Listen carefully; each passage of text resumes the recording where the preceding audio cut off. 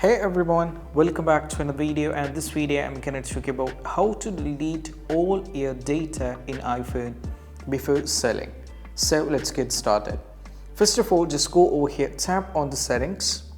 Now from here you have to scroll down and navigate to the general, and before that you have to scroll down and navigate to transfer or reset iPhone. Now there is an option called erase all content and settings. Tap on this one.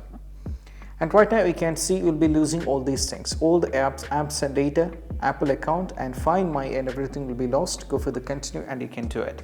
And before doing this, make sure that you create a complete backup. You have to take a backup.